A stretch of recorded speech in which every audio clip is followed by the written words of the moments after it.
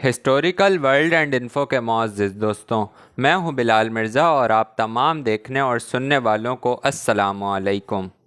ناظرین گرامی، ہم سب یہ بات جانتے ہیں کہ جادو کرنے والا اور جادو کروانے والا مسلمان شخص دونوں دین سے خارج ہو جاتے ہیں، کیونکہ یہ سیدھا سیدھا شرک ہے۔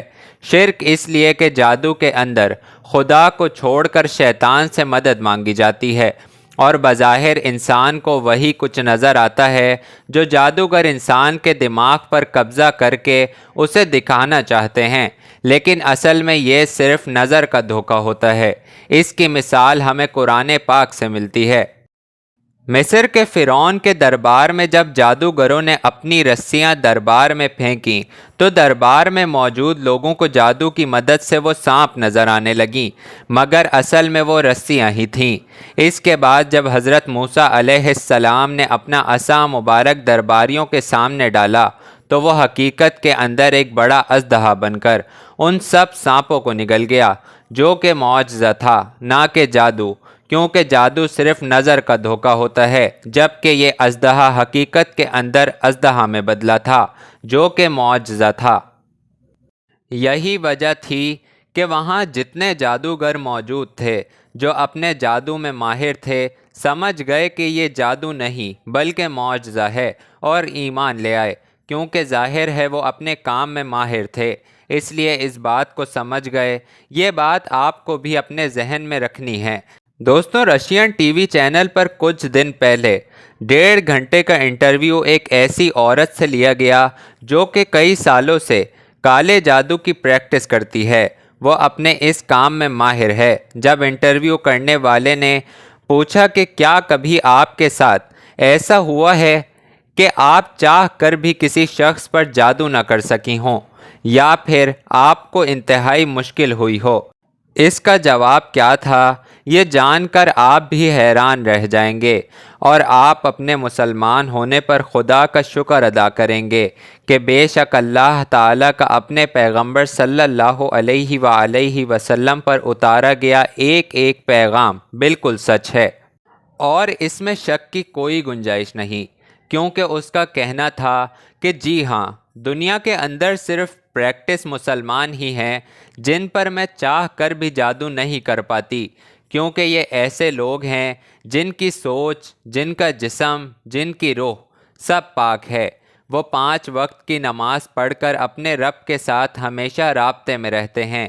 اسی لیے میں جب بھی ان پر جادو کرنے کی کوشش کرتی ہوں کہ شیطان کے ذریعے ان کے دماغ پر قبضہ کر سکوں، تو کوئی انجانی طاقت کا کوہ ہلکا یا کوئی ڈوم مجھے ایسا کرنے سے روکتا ہے، اور میرے لیے اس کام کو انتہائی مشکل بنا دیتا ہے کہ میرے بھیجے ہوئے خبیث جنات یا شیاطین ایک پاک جسم پر حملہ کر سکیں۔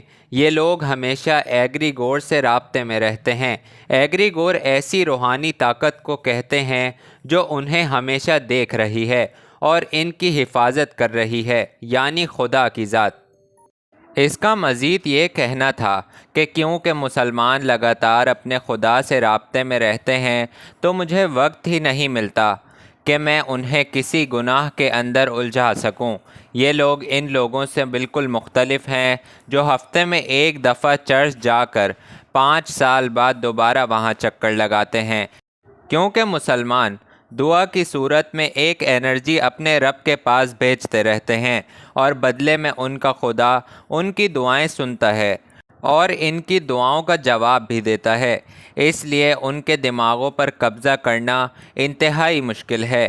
انٹرویو کرنے والے نے پوچھا، کیا تمہیں لگتا ہے کہ ان کا خدا اچھا اور مہربان ہے؟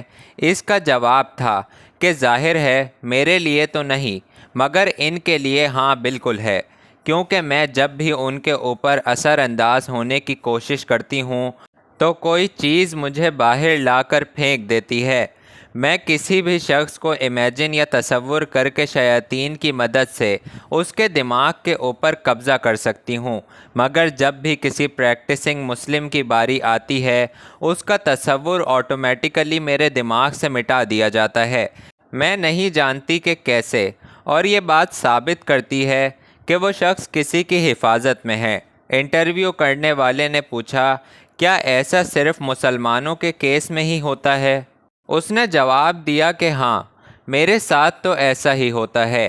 ناظرین، یہ الفاظ ایک غیر مسلم جادوگرنی کے ہیں، کسی مسلمان کے نہیں۔ ظاہر ہے اپنی فیلڈ میں ماہر شخص ہی اپنے پیشے کے متعلق حقیقت بیان کر سکتا ہے۔ تو کیا یہ رشین جادوگرنی کا انٹرویو یہ ثابت کرنے کے لیے کافی نہیں کہ نماز دن میں 5 مرتبہ کیوں فرض کی گئی ہے؟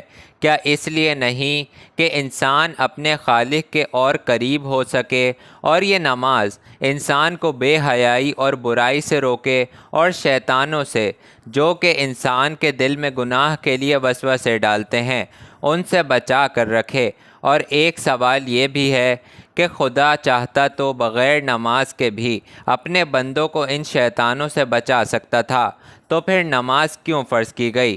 تو اس کا جواب سورہ فجر کی آیت 39 کے اندر ملتا ہے کہ جب شیطان نے خدا کو چیلنج کیا اور کہا کہ پروردگار، جیسے تو نے مجھے رستے سے الگ کیا ہے، میں بھی زمین کے لوگوں کے لیے گناہوں کو ان کی نظروں میں آراستہ کر کے دکھاؤں گا اور ان سب کو بہکاؤں گا، لیکن ان میں جو تیرے مخلص بندے ہیں ان پر میرے لیے قابو پانا مشکل ہے۔